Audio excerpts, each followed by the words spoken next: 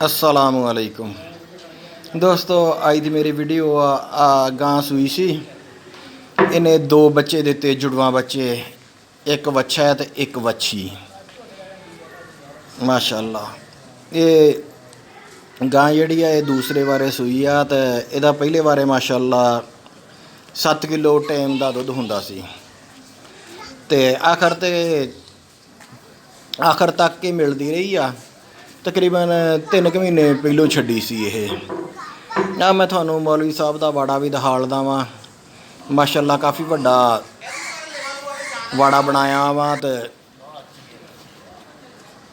ते नाल मैं थानू उन्हां को इहदे बारे च पुछ के भी दसदा कि किन्ना क दुध दिंदी आ ते किद्दां की कुछ पाउंदा इनू। थानू मुफ्ती साहब नाल बुलाउणा। अस्सलामुअलैकुम। वालेकुम अस्सलाम। ये मुफ्ती साहब का काफ़ी वड्डा वाड़ा वा ते मुफ्ती साहब ये काफ़ी तजर्बा भी रखते आ। अज ये गां ने 2 बछड़े दिते आ ते मैं क्या मुफ्ती साहब का इंटरव्यू लैके इहदी मालूमात भी थोड़े नाल शेयर करदा। हाँ मुफ्ती साहब दसो गां दे बारे च कुछ दसो भी किहड़ी नस्ल दी आ ते किहड़ा टीका लवाया सी।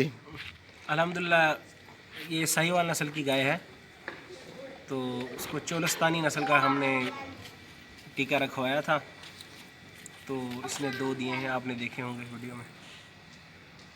ते इन्हां नूं की पवना हुण वंडा शंडा कोई दूसरा? वंडा मैं अपना ख़ुद तैयार करता हूँ। मैं मकई मंगवाता हूँ और चावल हो जाते हैं, यानी मुंजी हमारी ख़ुद काश्त की हुई होती है, घर में चक्की लगाई हुई है, तो इन दोनों को मिक्स करके साथ गंदम मिक्स करके थोड़ा सा मिनरल मिक्सचर, वो जो फार्मूले आपने देखे होंगे, डॉक्टरों से पूछ लेते हैं, फेसबुक पे भी होते हैं, आजकल हर जगह पर पता चल जाता है इंसान को, तो वो थोड़ा फार्मूला लगा के उसको तो ख़ुद ही वंडा तैयार करते हैं, वही इनको खिलाते हैं अल्हम्दुलिल्लाह। जज़ाकुमुल्लाह खैर।